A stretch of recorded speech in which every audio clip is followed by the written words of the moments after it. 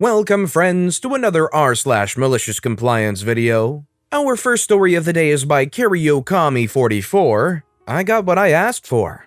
So this wasn't me conducting the malicious compliance, but being on the receiving end of it. This was a few years ago. I was in college at the time during an hour lunch break. Myself and a few classmates walked into the city center, which was a 20-minute walk, to grab some food as the college cafe only had small chocolate bars or what you could get from the vending machines. We settled on Subway due to it being closest, and it being the lunch rush, the local Golden Arches was overflowing. We went in, and even they were swamped with customers. Due to waking up late, this was going to be my first meal of the day, so I was pretty hungry by the time I got to the counter. I ordered the usual: honey oat meatball, spicy cheese, red onion, cucumber, tomato, jalapeno, and gherkins with sweet onion and spicy chili sauce. I know, it's a monster to close. Normally I have to ask for extra jalapeno and gherkins because I love the two together and feel like I never get enough, so I'll ask for more. I didn't recognize the server, and when it came to my order, I asked for a handful of gherkins. Without hesitating, he put his hand in and, like a claw, his hand pulled out what would be about a jar and a half of sliced gherkins and put it on my sandwich, like a mountain of green pickled goodness. Immediately, his manager rushed over to stop him, apologizing to me while reprimanding him. I was floored in amazement, while my classmates either joined me or were disgusted. "This is perfect," I said aloud. This confused the manager, asking if I was really okay with the sandwich as is, to which I beamed a happy, "Yep." I walked out with a sandwich that could barely hold, with half of it being gherkins, the other half everything else. The next day, I walk in after classes and it's the same server. I asked if he could make me the sandwich again like he did last time, with maybe half the amount of pickles this time. He laughed and asked if I was really okay with it the other day. I then found out the manager had been at him and his colleagues the whole day. I don't remember the conversation exactly. He told me that the manager demanded they follow the formula. When a customer wanted more, then to give them a few pieces. Otherwise, they're losing money, and to only give the customer exactly what they order. I asked for a handful. I got a handful. And I loved it. When you're ordering from Subway, if you've ever ordered from Subway, does it stress you guys out like it does me? I don't know, for me, there's something about telling people what you want to eat and very specific choices if you want something that you have to specifically ask extra for, as well as just the social aspect of it that makes it a very stressful thing for me. What about you guys? Is it a breeze for you, or is there a little bit of anxiety or maybe stress? Let me know in the comments down below. Our next story is by Queer Ginger. Interrupt my lunch? That's fine. I'll take another one. Reading another post about Wally World and lunches reminded me of a story during my time working there many moons ago. I'll also add that I worked there well over 10 years ago, so some things may have changed since then. So not too long after I started, and at least a couple of years before this story took place, I was called into a meeting with the store manager to discuss a situation with another coworker.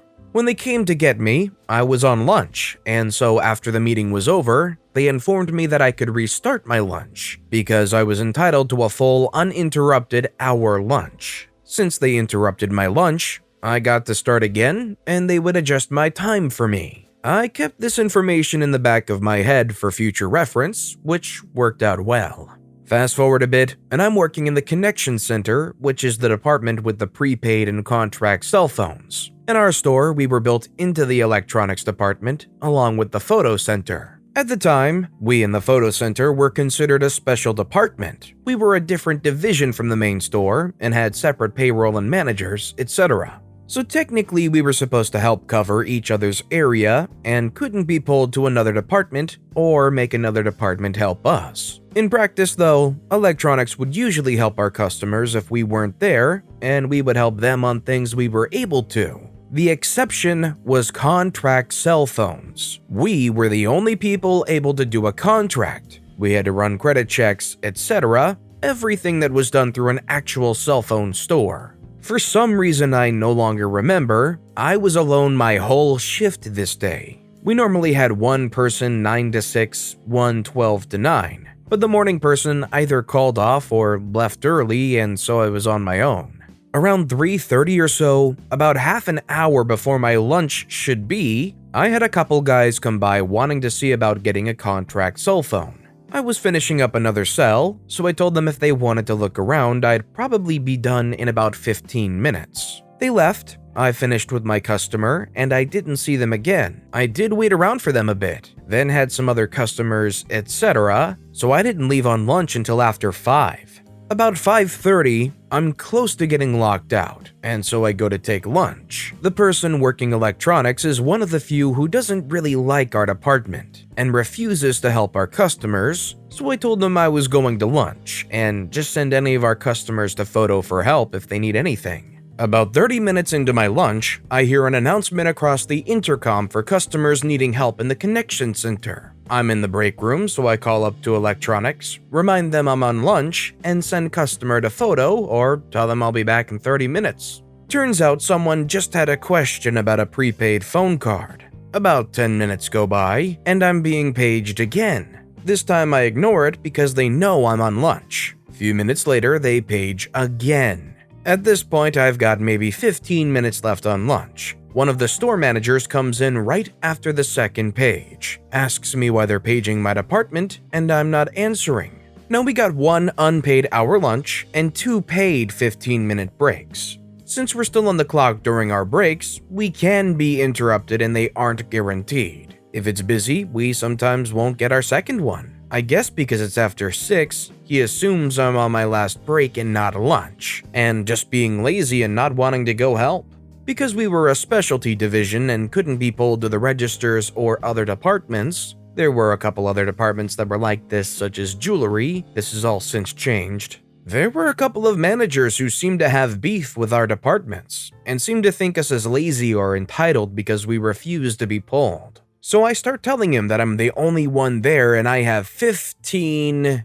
Before I can finish my sentence, he interrupts and tells me that I can take my 15 later. I need to go help the customer. I try again to explain that I have 15 minutes left on lunch. I'm off the clock and I'll be up there to help him afterwards, but he isn't listening.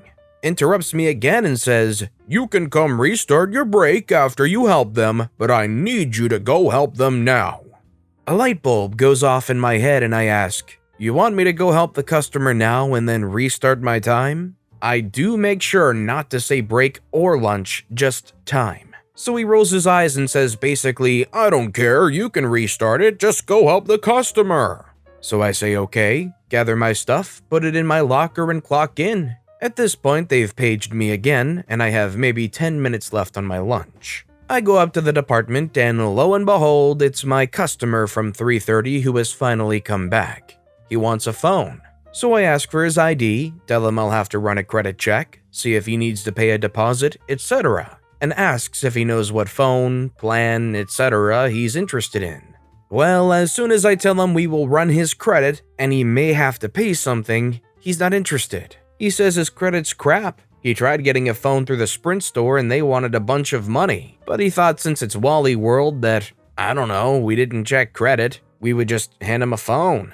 So it takes maybe all of 5 minutes with him, and I go ahead and help another customer with a prepaid phone, then turn to electronics and tell them, "Okay, I have to go restart my lunch. I'll be back in an hour." When I say this, his jaw dropped. He immediately starts asking what I'm talking about. I already had lunch, yada yada. So I explained that no, I didn't finish because management sent me to help the customer he kept paging me about, even though he knew I was at lunch, so now I need to go retake my lunch.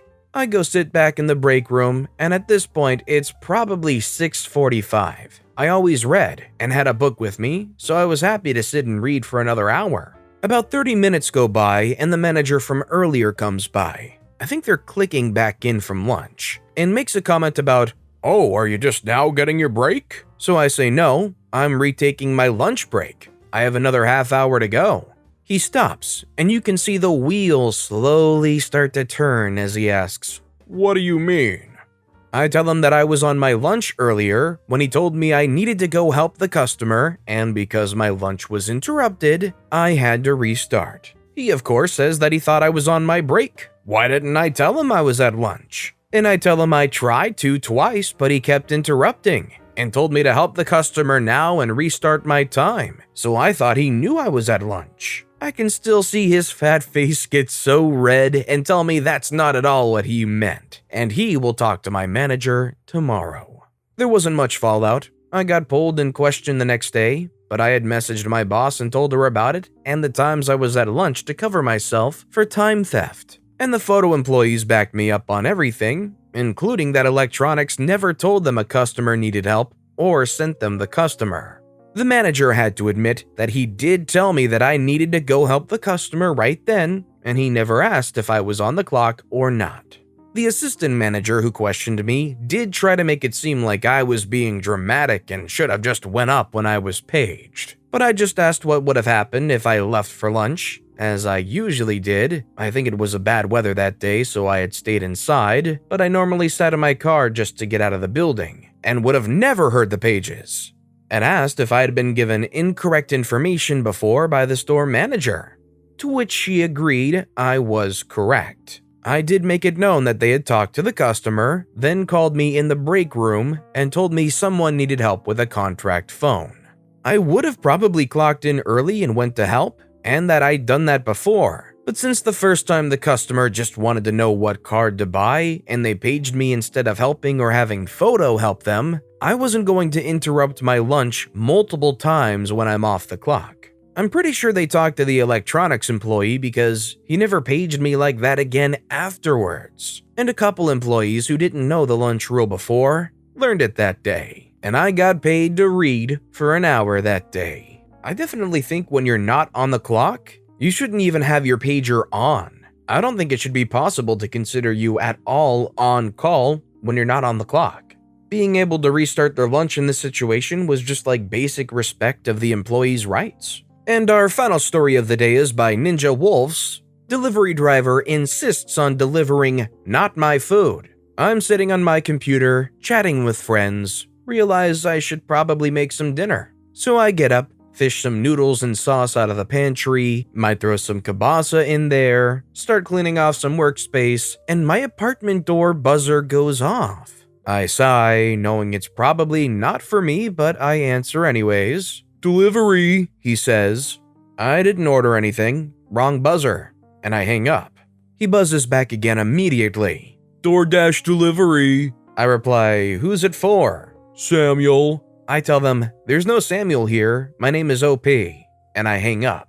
He buzzes back again. So fine, I answer and say, "I'll take it if you really want," buzz him in, and assume he'll figure out his mistake on the way up or something. Nope. He comes, drops it off at my door, and knocks. I don my mask, open the door, and tell him to take a picture of his delivery because someone's about to be pissed. He does so and walks away. Now, I don't blame him for a second. Delivery drivers, especially third-party services, get paid absolute peanuts. Every second he's not driving is lost money. If my address is the address on his phone, he did his job. I take the very heavy bag into my house and plop it down on the table. I unwrap my loot. A can of Pepsi, an order of sweet and sour chicken balls, an order of ginger beef, an order of gyoza, and a small wonton soup. I'm Canadian. Of course I feel guilty. This is too big of a freebie. But I literally told him 3 times that it's not mine. My headache I've been fighting off all afternoon is thankful to not have had to cook. But someone else has essentially inherited my headache. I've actually been in the same situation before, and it feels really awkward and really wrong. You get all this free food and you're like, I should not have this right now. But, I mean, it's free food and the alternative is just trashing it. You might as well enjoy it. I doubt the delivery driver is gonna come and try and take it back from you. Doesn't seem very safe or sanitary. If there was ever a really literal way to describe guilty pleasure, a meal like this from a delivery mishap is definitely a good way to describe it. But with that being said, that's all the time we have for today. So if you have a favorite story of the day, let me know which story and why in the comments down below. But besides that, if you enjoyed the video, please consider giving it a like, and if you haven't, subscribe and turn notifications on so you'll never miss an upcoming video. No matter what you do, whether it's just viewing the video, liking, subscribing, turning notifications on, I appreciate the heck out of it. Every little thing that you do helps the channel grow that much more, and I can't thank you enough for it. So, until next time, I hope you all have a wonderful day, and I'll be right here next time on the Storytime channel.